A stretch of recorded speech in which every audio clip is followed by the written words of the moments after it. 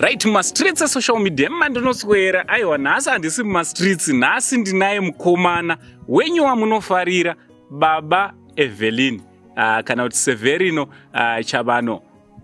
Mukoma Severino Makadi munofarira munofara shuwere sure kuzve kutofarisa chaive kutofara chaive handiti tinaye Evelyn uri bo chii chiri kunakidza?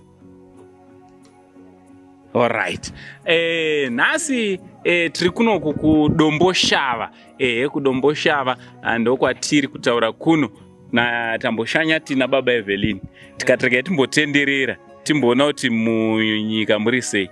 Baba Evelyn, almost 3 months ago ndakauya kumba mukatitsanangurira nyaya yaisiririsa chaizvo, nyaya yakatekeshera nenyika yese nepasi rese. Kubva patakakurukura ndezvipi zvamungati zvachinja kubva pazuva ratakakurukura kusvika pari nhasi? Zvakawanda chaiko, zvakawanda zvachinja chaizvo. Zvinhu zvananiweke zvinhu zvaraiti. Zvaraiti. Sezvipi zvachona? Zvizhinji chaizvo. Raramo. Raramo yacho yachinja chaiko. Yatoti rerukei. Aiwa, tinoda kutenda. But patakambokurukura baba Evelyn, mune zvinhu zvamaichema muchiti ndikakwanisa kubatsirika nezvinhu izvi, ndinokwanisa kuti upenyu hunge huri hunonyanyisa kuchinja. Muchirurangariro ndezvipi zvimwe zvacho? Handati ndikangowana kana zvibusiness nengaitawo ndangogara ndichitengesa ndakagara. Handiti ndikuti mwana aende kuchikoro chizi. Handiti aiwa, tinotenda. So zvatiri kuda kuita nhasi baba Evelyn, chibusiness chamaireva nekuti mwana aende kuchikoro, tichaita kuti zviite sokudaro. Anoita basi chokwadi, Mwari ngakukumbure. So zvatichatota tichitobva pano baba Evelyn, tichatoti titotsvaga nzvimbo yechikoro yemwana panzvimbo pakanaka chaizvo, nekumutengera zvese zvinodiwa, nekubhadhara maschool fees ese. Mwari ngave nemi, chokwadi ndinotenda. Handiti aiwa, tinotenda. Zvakare baba Evelyn ka nhasi tine surprise yatinayo. Handiti surprise yatinayo baba Evelyn ka kutanga nhasi. Handiti kutotanga nhasi mimi matova nemba. Imba iyi yamuri kuona baba Evelyn, imba ndeyenyu iyoyi, maki awa.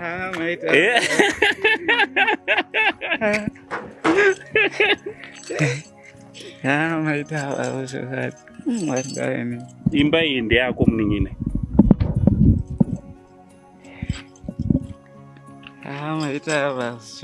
Sure.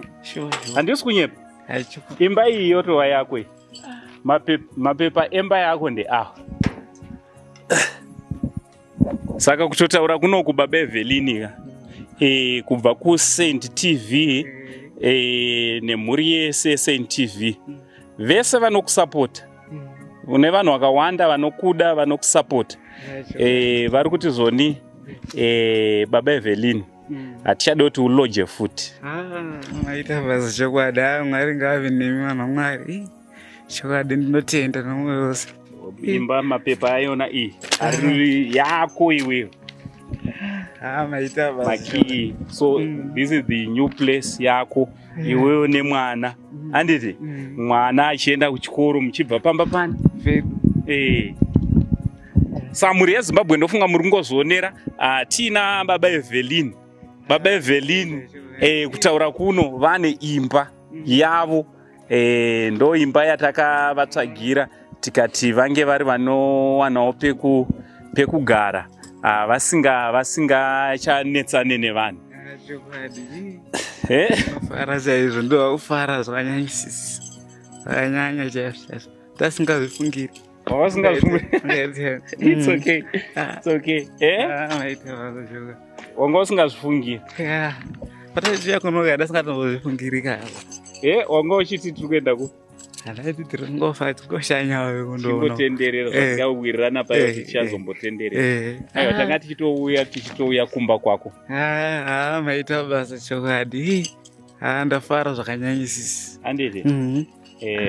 Aiwa, kana waita chinhu chakanaka haungafare here.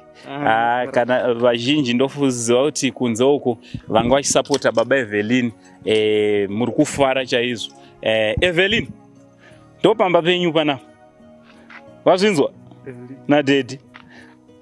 Ndopamba penyu panapa, bhoho riripo, zvese zviripo. Yaumboona, ungoona yati.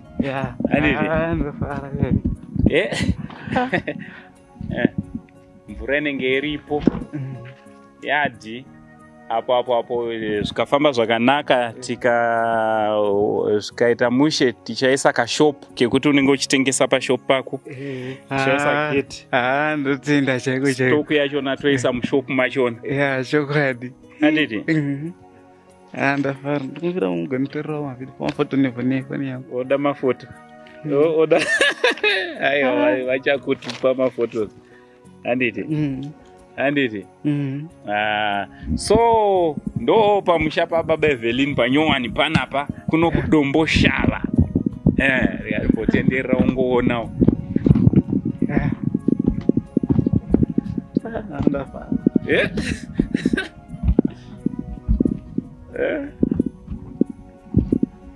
Yadhinde yako yese. Yadhinde yako yese.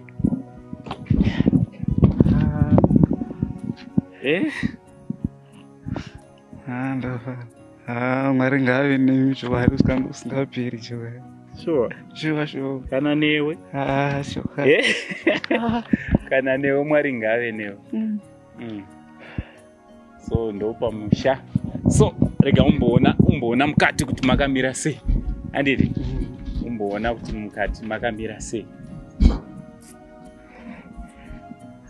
Alright.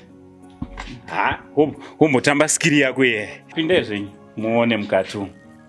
Mr. Landlord. Uye? Mr. Landlord. Amenoti mumba menyu muchamuisa chii manje? Muri tori empty chemchem. Zvese zviri munomu hazvisi zvedu. Handiti? Tichatozoti hama kune vanoda kuti mumba muve nezvinhu. So apa painoendwe sitting room. Sitting room, dining, neka kitchen kachona. Ako karapo. Ndo mune muri bedroom. Right, bedroom. Pinda yenyu sununguka. Pinda yi ndemenyu baba Evelyn. Pangu akatichengetera ndova nezvinhu zvirimo. Ndo bedroom.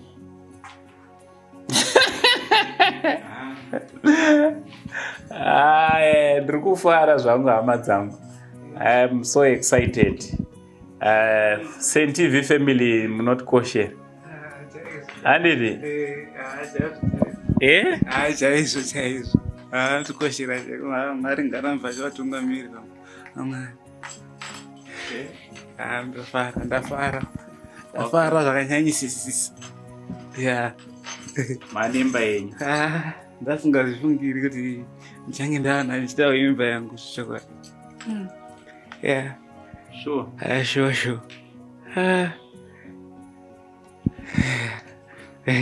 Ndafara. No zvinofadza. Zvingaiti zvakanyanyisisa. Zvinofadza. Andinoona kune rimwe rutivi. Ande kune imwe room. Kune imwe room iruko. Tasai kwese kitchen kwese muone kuti zvichafamba sei. Imbe zvese zviri muno mazvisi zvedu zvazvo. Vanhu tanga vakanga vachiti chengeterawo. Hande munoona the other side. Saka ndo zvataita izvi hama dzangu, ndo zvataitira hama yedu baba Evelyn na Evelyn. Toilet, bathroom.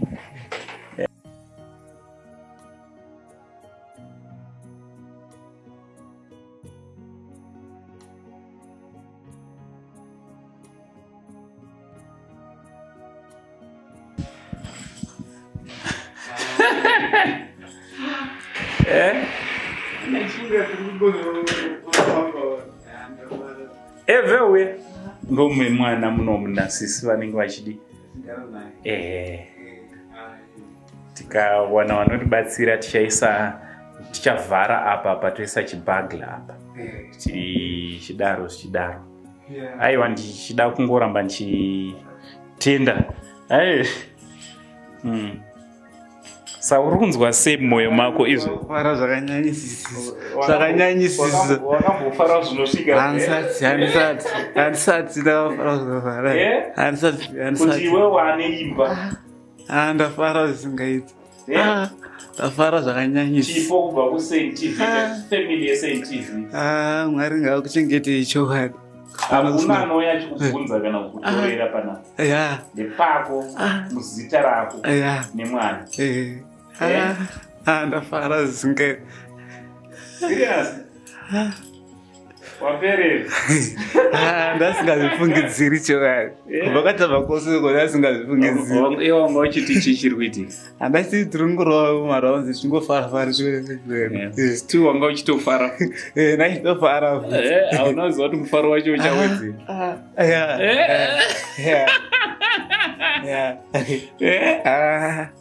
No, unoziva kuti munhu anogara achifara iwewe unogara uchifara ende vanhu uri kuona nyaya yawakataura zvakaitika kwauri inyaya inosiririsa asi iwewe chakabata mwoyo yevanhu unoziva kuti kudii wakataura nyaya iyi uchifara nguva dzako dzese kunyange usina unenge uchingofara unazvo futi apa wanemba iwe watova nezvo watova netunhu twako sti uri kutongofara zvakanyanyisa ndeako nzvimbo iyi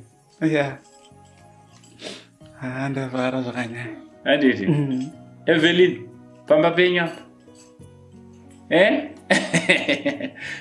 hausati wazvibvuma hausati wazvibvuma kuti pamba ndepenyu nadhedhi pamba peda ndia handiti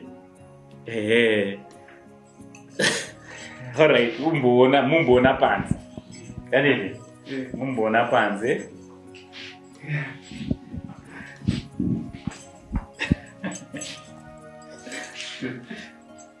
Baba Evelyn, Baba Evelyn. Alright. Okay, togonombo mira banamba zvedu tikurukure. Yeah. Tata sau. Yeah.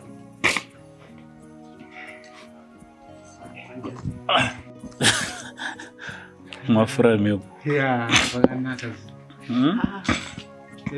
Yeah. Ndafara. Ndasingazvifungidziri chokwadi.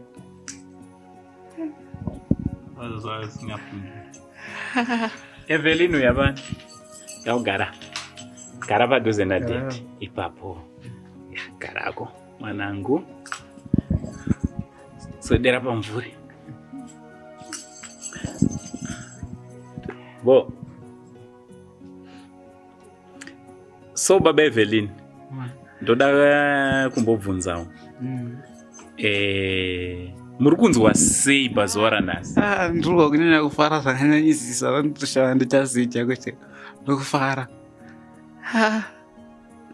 Ndafara zvisingaiti.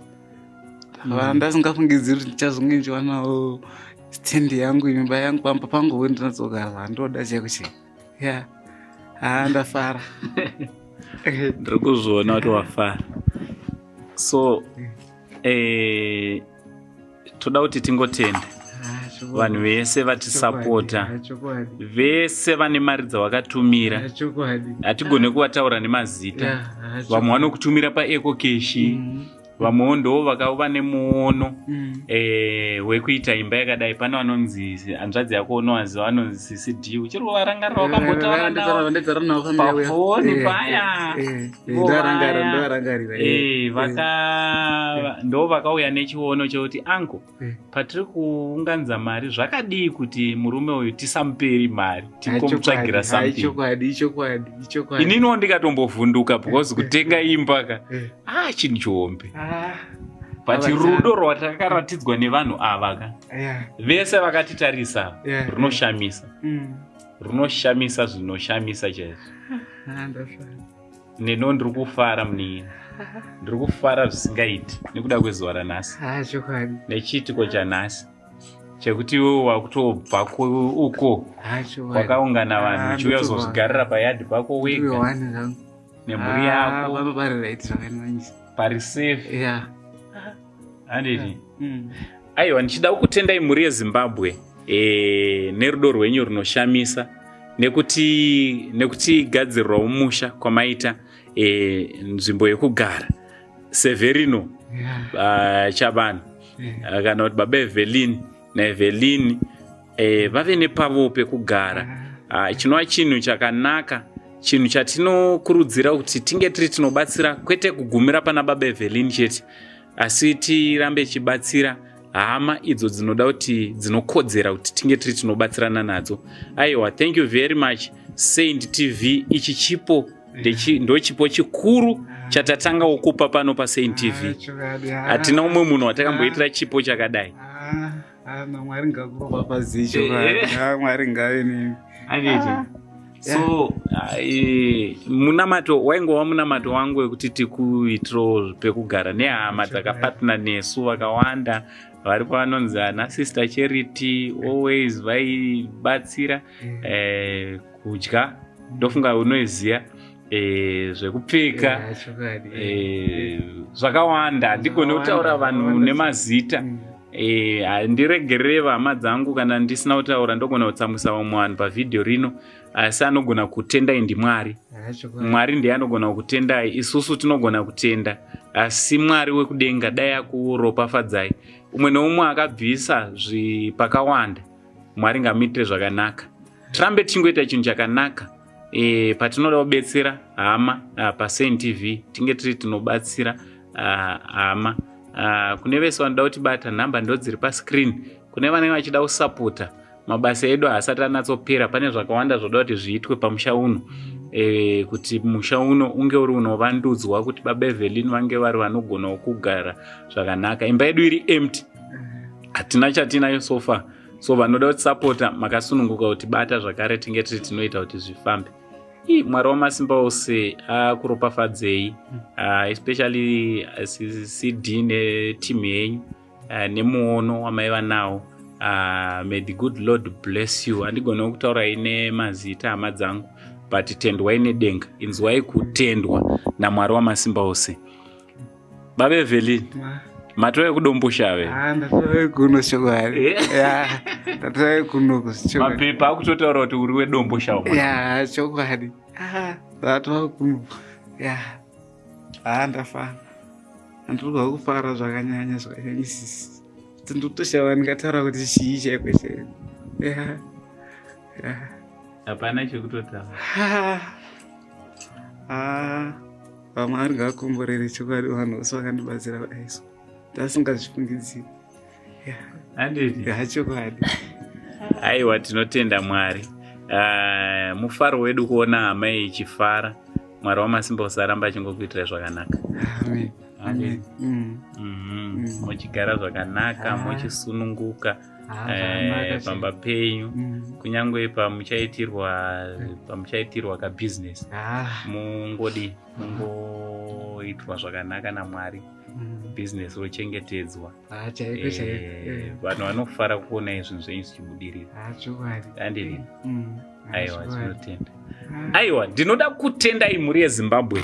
Thank you very much nekuramba muinesu. Mwari wamasimba usakuitire zvakanaka. From Uncle Saint na baba Evelyn, unoti chiti chi? Yes. Much love. Iti ndiyangeka ndenyu.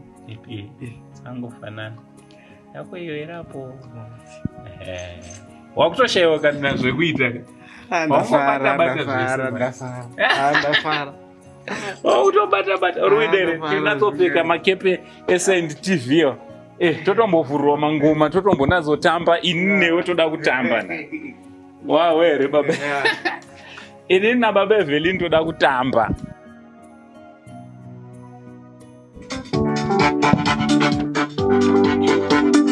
Oh,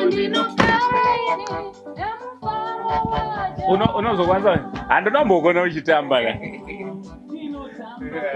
ka ruuya kana tingakuningirire nhai ru chimbosunga titambe rori sunga kana ndozokupa switch sunga ndokupa switch waneta uya mwana good girl ndodombogona uchi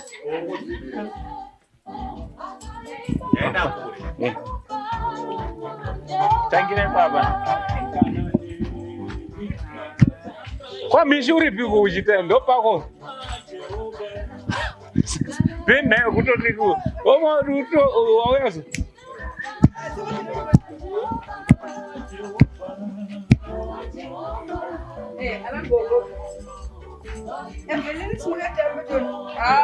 aiwa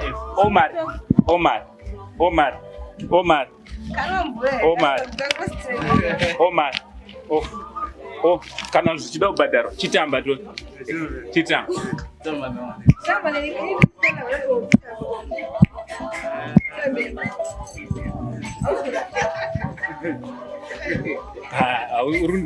urundiregera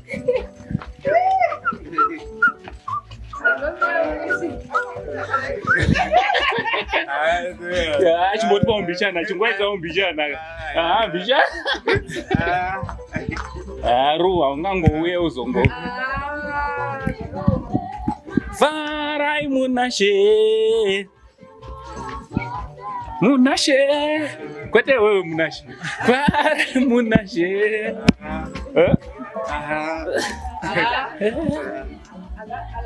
varai munashe kuyo ndorutamba munashe faro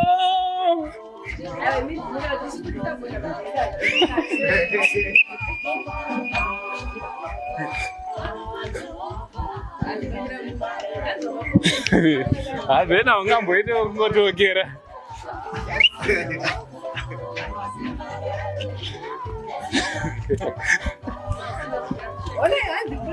Vaya más.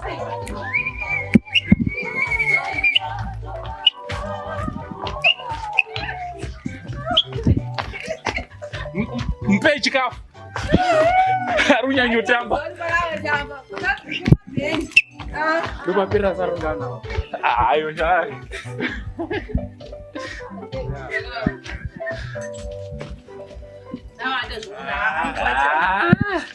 congratulations makorokoto akurokotedza ausaita jerazi aunako paimba tokuzivingoziva unoroja ako korokotedzai mukomana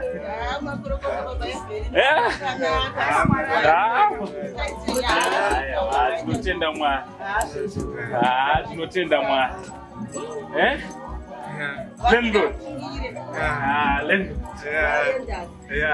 lenders pane jurawo nebhoho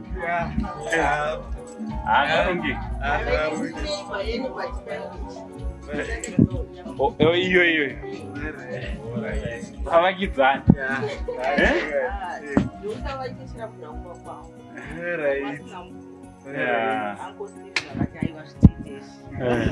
ava ndo vakatitengesera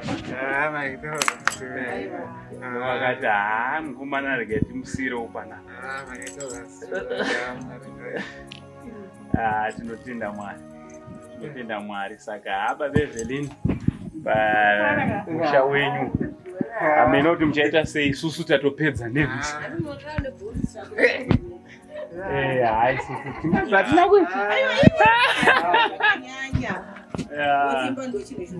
kozi patakapatenga panapa pasina jurawo pasina yaingorimba pasina mvura tikapenda-pendawo tikati wozvinakidzire kana imimi paoneka kuti pana landlord vanyova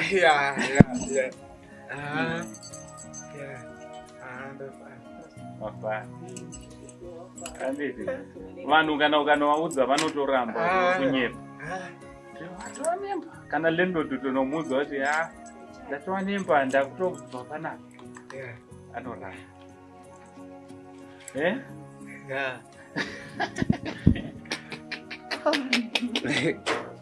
Kupana wangu. Ndafara zvakanyanya. Sure. Chokwadi. Shandisati ndakamboita. Ndafara zvandisina kumboita muupenyu hwangu. Pandakakudza kuti rwendo rwacho tichafamba tese ndokwandaida kuti usvikeko neno ndafara makorokoto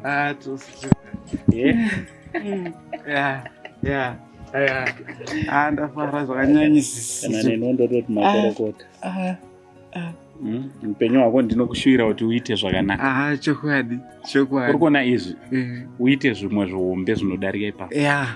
Chokwadi chaunongoramba uchiita ramba uchingofara. Chokwadi anditi kana wanga usingaenda kuchechi kwaunodi kwandinoenda uchinorumbidza Mwari. Chokwadi nekuti you've got every reason yekurumbidza nayo Mwari. Mwana wamai yangu anditi isu ini nevamwe andinobata nawo tinokuda nemwoyo wose. Chokwadi zvisina kunyengera kana kuti nehama dzako dziri kuona idzi dzinokuda nemwoyo wose.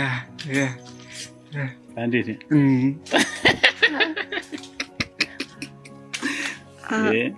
ndasingazvifungidziri chokwadi pamai kundisora kumupaka ndasingazvifungidziri ndondozva zvingangoita vamwe vangojaira kuti hachikafu chinongouya zvotopera. Ndafara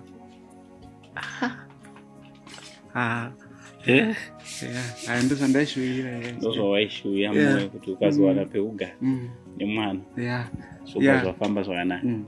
aiwa peugara wanapo muzita maako paako iwewe panodana iwewe vangu chaipo hakusi kure nekwada hakusi kure padhuze padhuzesa tora mutauni padhuza nomutauni kubva panapa futi kuenda parodhi padhuze apa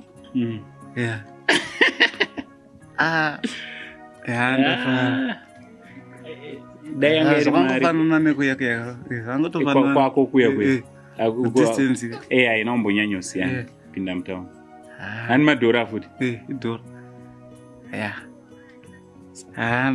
saka landlord mufanira kutotiitirawo pati. Handichakitira here bva papa mafanira kutirungira pati. Hatiti Mr. TP1 principality handiti totodla keke pana dempa awa pana anenge ane kamera hadzibatwi.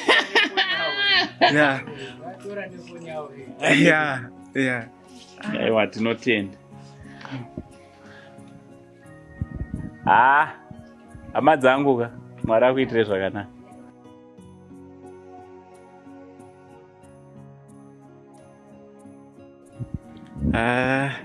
ndoda kutenda mhuri yese hama dzese dzekusend TV vose vandibatsirawo kuti ndinge ndiwana pokugara kudai. Ndinotenda ndoti Mwari ngakutungamirire, Mwari ngakuropafadze yakuwedzere zvimakore mazhinji ekurarama. Ndinotenda zvose zvamunondiitira. Ndinotenda chokwadi. Ndinotoshava ndingakutendai ndichiti chii chaiko chaiko. Ngekuti ndiri kunyatsoda kufara zvakanyanyisisa chokwadi. Ndinotenda.